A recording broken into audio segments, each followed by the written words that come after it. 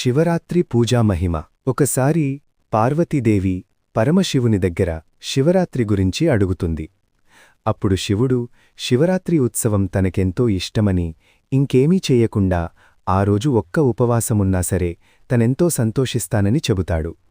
ఆయన చెప్పిన దాని ప్రకారం ఆ రోజు పగలంతా నియమనిష్టలతో ఉపవాసంతో గడిపి రాత్రి 4 జాముల్లోనూ శివలింగాన్ని మొదట పాలతో, తర్వాత పెరుగుతో, ఆ తర్వాత నేతితో, ఆ తర్వాత తేనెతో అభిషేకిస్తే శివునికి ప్రీతి కలుగుతుంది.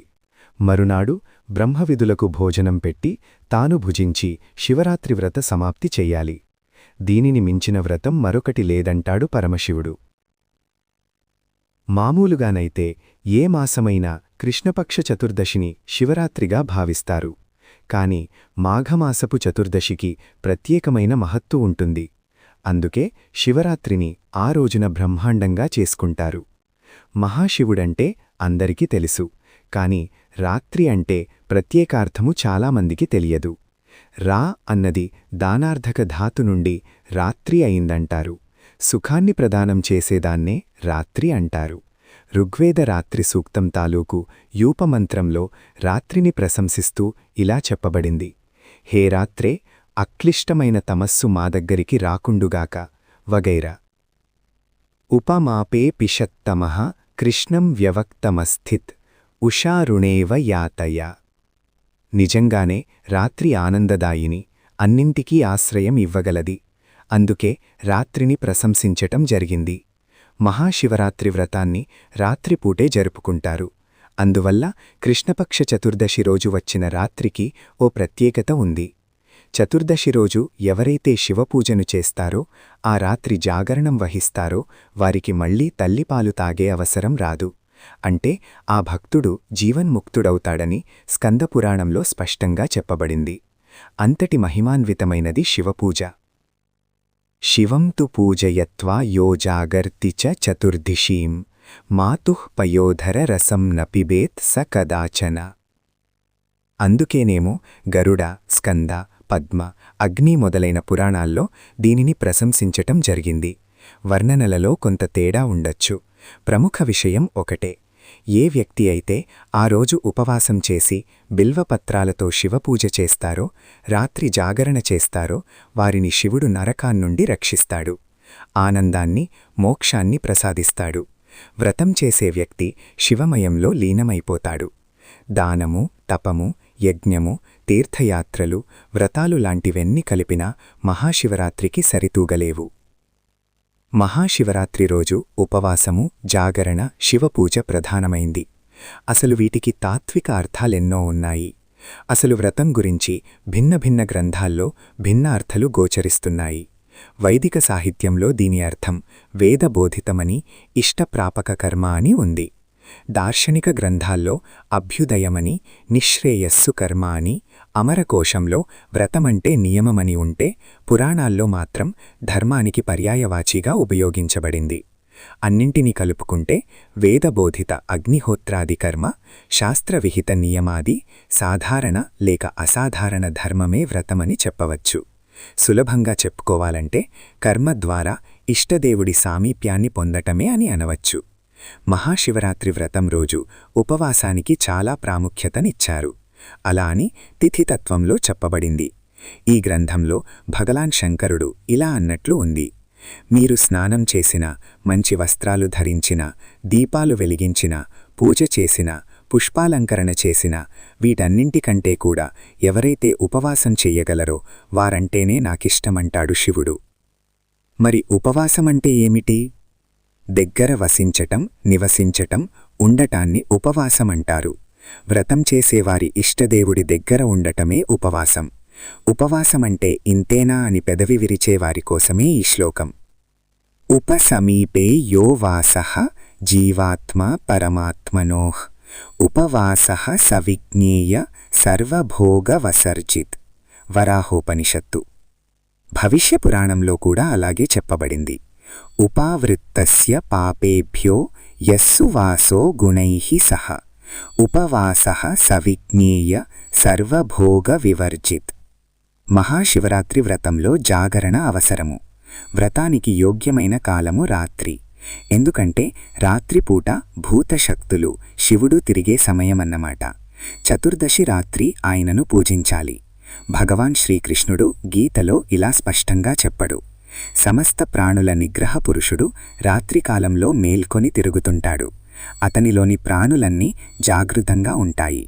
అంటే భోగ సంగ్రహంలో మునిగి ఉంటారు. తత్వాన్ని అర్థం చేసుకోగల మునులు దృష్టిలో రాత్రి అది.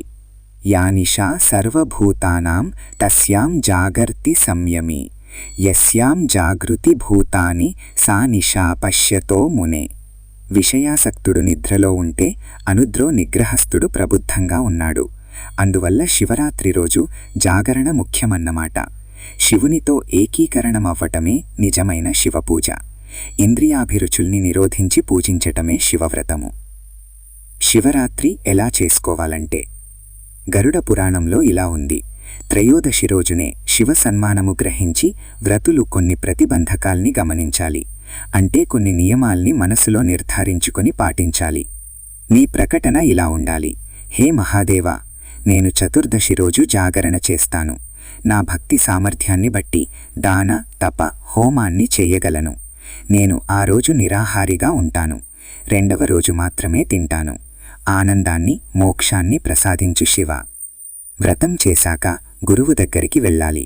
పంచామృతంతో పాటు పంచగవ్యాలను అంటే 5 విధములైన గో సంబంధిత ధాతువులు, ఆవు పేడ, ఆవు పంచితము, ఆవు పాలు, ఆవు పెరుగు, ఆవు నెయ్యి, శివలింగాన్ని అభిషేకం చేయించాలి. అభిషేకం చేస్తున్న సమయంలో ఓం నమః శివాయ అనుకుంటూ జపించాలి. చందన లేపనంతో ప్రారంభించి అన్ని ఉపాచారాలతో పాటు శివపూజ చేయాలి.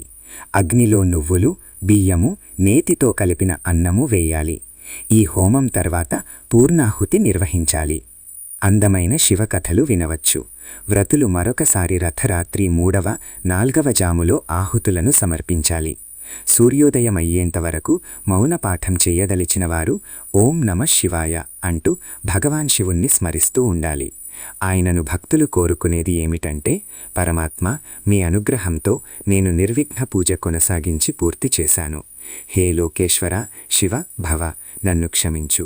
ఈరోజు నేను అర్జించిన పుణ్యమంతా, మీకు అర్పించినదంతా మీ కృపతోనే పూర్తి చేశాను. హే కృపానిధి, మా పట్ల ప్రసన్నులు కండి. మీ నివాసానికి వెళ్ళండి. మీ దర్శన మాత్రము చేతనే మేము పవిత్రులమయ్యాము. అటు తర్వాత శివభక్తులకు భోజనము, వస్త్ర, ఛత్రములు ఇవ్వాలి. నిజానికి లింగోద్భవమైన అర్ధరాత్రి సమయం ప్రతిరోజు వస్తుంది కనుక ప్రతిరోజు శివరాత్రే. ప్రతిక్షణం శివస్మరణ యోగ్యమే. అయితే కృష్ణపక్ష చతుర్దశి శివునికి ఇష్టమైన రోజు కనుక ప్రతి నెలా వచ్చే ఆ రోజును మాస శివరాత్రి అన్నారు. అందులోనూ మాఘ బహుళ చతుర్దశి ఆయనకు మరీ మరీ ప్రీతి కనుక ఆ రోజున మహాశివరాత్రి జరుపుకుంటున్నాం. ఆ రోజు ఉదయం స్నానాదికాలం తర్వాత వీలైన శివాలయాన్ని దర్శించి, అవకాశం లేకపోతే ఇంటి వద్దే ఉమామహేశ్వరులను శివప్రీతికరమైన పువ్వులతో, బిల్వదళాలతో అర్చించాలని, శక్తి కొలది పాలు, గంగోదకం, పంచామృతాదులతో లింగాభిషేకం చెయ్యాలని, ఉపవాస జాగరణ, శివస్మరణలతో రోజంతా గడిపి మరునాడు ఉత్తమ విప్రులకు, శివభక్తులకు భోజనం పెట్టాలని వ్రత విధానాన్ని బోధించారు. శివరాత్రికి లింగోద్భవ కాలమని కూడా పేరు. ఆ రోజు అర్ధరాత్రి జ్యోతిర్మయమైన ఒక మహాలింగంగా శివుడు ఆవిర్భవించాడు. పరమేశ్వరుడు లోకానికి తన స్వరూప దర్శనం చేయించి జగత్తంతా దేదీప్యమానం చేసిన ఆ సమయంలో మనం నిద్రపోవడంలో అర్థం లేదు. అందుకే శివరాత్రి జాగరణకు అంత ప్రాధాన్యం. ఆ రోజు అభిషేకాదులతో శివుణ్ణి పూజించి ఉపవాసముండి రోజంతా శివనామస్మరణంతో గడపడంలోని ఉద్దేశం మన తనువును, మనస్సును కూడా శివార్పితం, శివాంకితం చేయడానికే. శివమంటే జ్ఞానమే. జన్మ పరంపర శృంఖలాలను తెంచి నిత్యానందప్రదమైన మోక్షాన్ని అందించే శక్తి ఆ జ్ఞానానికే ఉంది. శివరాత్రి నాడు 14 లోకాల్లోని పుణ్యతీర్థాలు బిల్వమూలంలో ఉంటాయని, శివరాత్రి నాడు ఉపవసించి ఒక్క బిల్వమైన శివార్పణ చేసి తరించమని శాస్త్రం చెబుతోంది. కనీసం జన్మకొక్క శివరాత్రి అయినా చెయ్యమని పెద్దలు చెబుతుంటారు. సమస్త ప్రాణికోటిలో సూక్ష్మజ్యోతి రూపంలో ఉండే శివుడు భూమిపై పార్థివలింగంగా అర్చింపబడుతుంటాడు. శివరాత్రి నాడు ఫలం ఒక తోటకూర కట్ట అయినా సరే శివార్పణమని దానం చెయ్యటం ముక్తిదాయకం. కలిగినవారు వారి వారి శక్తి అనుసారం బంగారం వెండి కుందులలో ఆవునేతి దీపం వెలిగించి ఓ పండితునికి సమర్పిస్తే అజ్ఞానాంధకారం నశిస్తుందని పెద్దల వాక్కు. శివరాత్రి నాడు ఉపవసించి త్రికరణ శుద్ధిగా శివుణ్ణి ఆరాధిస్తే 1 సంవత్సర కాలం నిత్యం శివార్చన చేసిన ఫలం కలుగుతుందని సాక్షాత్తు శంకరుడు బ్రహ్మదేవునికి చెప్పినట్లు పెద్దల వాక్కు. భవిష్య పురాణం.